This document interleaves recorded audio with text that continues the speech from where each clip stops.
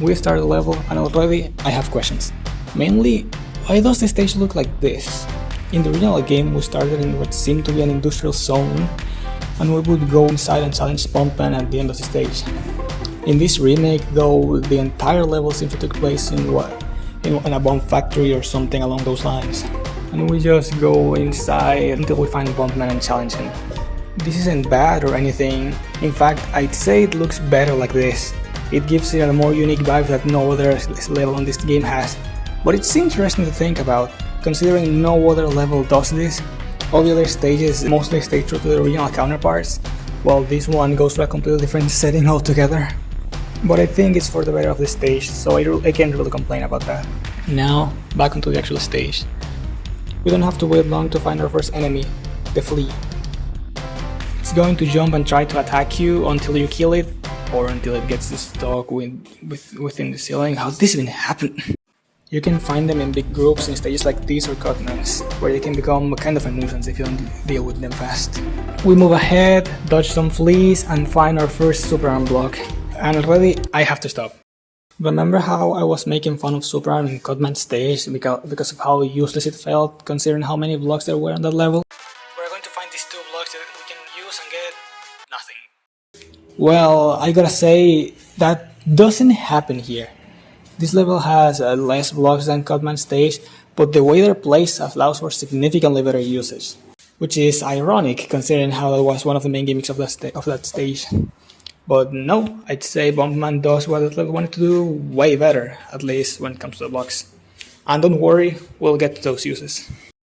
For now though, this first block is mostly a way to get to the top platform and dodge the bombs in the bottom. Which leads me to the next point, the timer bombs. This is one of the main gimmicks of this stage. Bombs that you activate by jumping on them and have a timer of 3 seconds.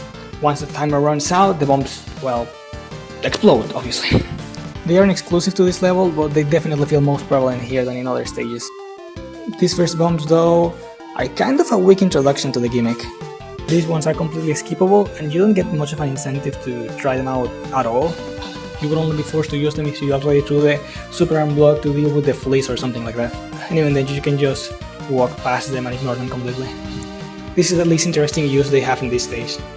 Now, this next section is interesting. We have to jump over the stairs, but when we're about to do that, we get surprised by these bomb? Seriously, what are these names? Now, we could go about it slowly, kill the bombs when they appear and go safely, but don't.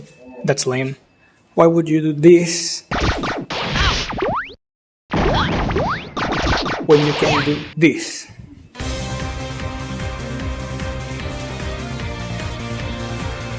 To finish it all, we jump on a timer bomb that will let us get to the top platform. Now, we could have landed on the floor down there. It's not necessary to take the bomb to get to the other side, but if we do that, we're very likely to get attacked by the enemies on the bottom path. So the bomb actually helps us in this case. And speaking of, let me introduce you to the screw bomber. This is a turret stuck on the ground that shoots in 5 different directions whenever Megaman gets close. One of them can be already hard to dodge in certain situations, but this section has 3 of them, and they're a pain. You're supposed to jump on the platforms on top of them when they're not attacking you, but it's set up in a way so that the final platform is just above the final screw bomber, and it leaves you open for a free attack. Thankfully there are some small health pickups that can make up for some of the HP you may lose here. We go up the ladder and we're going to find one of our old friends, the blaster. Not a problem here, you can just time your jumps correctly and completely ignore them. We move some more and we're gonna find one of the most recognizable enemies of this franchise, the Sniper Joe. You probably know him by now. He's a skin robot that is going to shoot you with his blaster similar to Megaman and has a shield that protects him from almost any attack. It can be quite a challenge sometimes because he reacts to your attacks and he's invulnerable very often, so you're gonna have to wait for every little opening he gives you and attack with everything you have at the time. Or you can just get close to him and attack him past his shield. Wait, what? Yeah, if you get close enough to the shielded enemies in this game, you can just completely ignore their shields and attack them directly, turning what should be some kind of a challenge into a complete joke.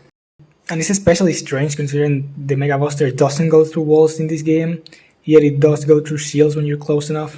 It's really stupid. If you don't want to do that in this specific section though, you also have super unblock close to you that you can use and destroy him. That's one of the few things his shield doesn't protect him from. Next section isn't any trouble at all. It's another set of stairs like the ones we saw before, with the difference that this time we will attack by blasters and killer bullets that will try to crash with you. Also, side note, what a badass name, holy crap. The blasters aren't in any trouble at all, and the killer bullets can be shot before they become a problem. To finish it all, we jump on the upper platform, and we see many things here. There's a checkpoint indicating that we're on half the stage. There's this extra life down there, but to get it we have to get past these enemies, these pines. There's one in this upper platform, and the one on the bottom path that you have to avoid or destroy to get the extra life. To finish this section we have an enemy pack and the place where the health pickups used to be. This part is dangerous. We have to make multiple jumps over spikes using timer bombs as platforms. Also, remember him? And we're going to get attacked by a flying shell, an enemy so irrelevant that I'm not even going to introduce them. Well, he gets one now. He comes flying slowly from the right side of the screen until he gets close to you and decides to attack you, which is also when he opens himself and you can attack him. They're not a big deal on their own, but they do add some extra tension to an already dangerous section, so I think they're worthy of mention here. After surviving that, we just move forward until we find another Sniper Joe. There isn't much to say here, pretty much everything I said before still applies. The only difference is that this time the super block is behind him, so it's a little harder to access it, but you can still get past him and use it against him. We move forward, or more like downwards, and we find two fleas waiting for us. They're nothing new, so we can just kill them in advance. The next room, however, does have some new things that we have to mention. The first thing you're gonna see is the super unblock that has no immediate usage, which is weird for this stage. Next we have this section with 4 octo batteries that are moving up and down that are not synchronized, by the way. It almost looks like you could just wait for them to move off and run, but no, you can't do that because the final octo batteries are never in sync with the first ones. It's so annoying. But whatever, you can just wait for them to give you a space to move between each other, or just kill them. There's nothing stopping you from doing that. You may have also noticed that up there is an enemy pack protected by some blocks that can only be destroyed with Allman's weapon.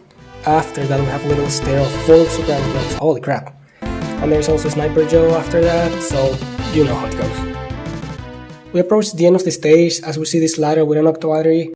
And there is something interesting to point out here. In the original game, the final room before the boss battle wasn't your standard empty pad like in most stages.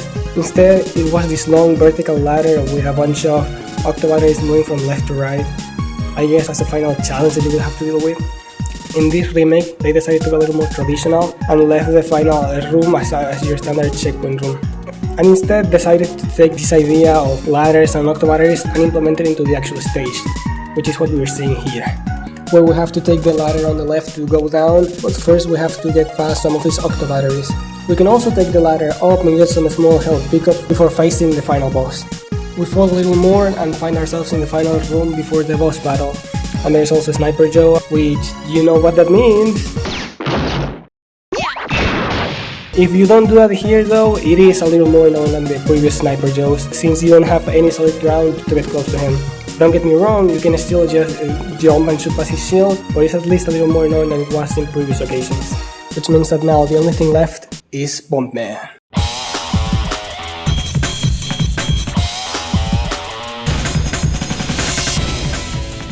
I'm gonna be honest with you, I don't like this battle that much.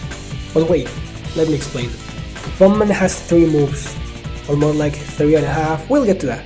The first one is jumping. Unlike Cutman, Bombman doesn't walk, so he relies on jumping from moving to one place to the other. The second one is his normal attack, where he throws 2 bombs, one in front of you and one behind you, and even if they don't hit you on the way down, the explosions will hit you. And the final one is his super move, where he pulls a giant bomb out of his ass and throws it to you. There are 2 ways he can throw this bomb. He has a, let's say, a slow throw, where the bomb will bounce on the floor a few times before it explodes. And he has a fast throw where he will throw the bomb directly to where you are and it will explode immediately. Now, those are the basics of this fight, but what is it that I don't like? Well, first off, to dodge his basic attack, you can just jump. That's it. You don't have to move anywhere, you don't have to react to anything. which gets very repetitive since you can always do the same thing to avoid this move. And the second thing is his super move is also really boring. When Bombman is putting out the bomb, you just have to find a good distance from him so you can react to whatever throw he's doing and dodge. My main problem with this battle is how it doesn't feel dynamic at all. In Cutman's battle, you have to constantly be moving from one side to the other and reacting to whatever he was going to do. With this battle, you can just find a good place and stay there waiting for Bombman's attacks. It's so much to the point that you can almost just win the battle without moving. I'm not kidding you. There was this one time where I found a good spot to dodge Bombman's attacks, and I just stayed there for the rest of the fight, which really goes to show how boring this battle can get sometimes. So overall, I'd say this was a pretty good stage. Visually, it is a very nice and distinct location, and in level design regards, I don't have any real problems with this stage. The boss battle is not my favorite, but it is also not my least favorite. This game has some boss battles I really can't stand, but this one, I just find it more boring than anything. Is this level better than Cutman's? I might be inclined to say yes. It manages to make better use of the gimmicks it tries to implement while also feeling less repetitive, because Cutman's stages can feel kind of repetitive sometimes. But overall, I'd say both levels are good, which gives me hope that the next level is going to be even better, but I guess that's a matter for another time. For now though, I guess this is the end of this video, so thank you so much for watching it till the end, and I'll see you next time. Bye bye. That's a big word, so cry now.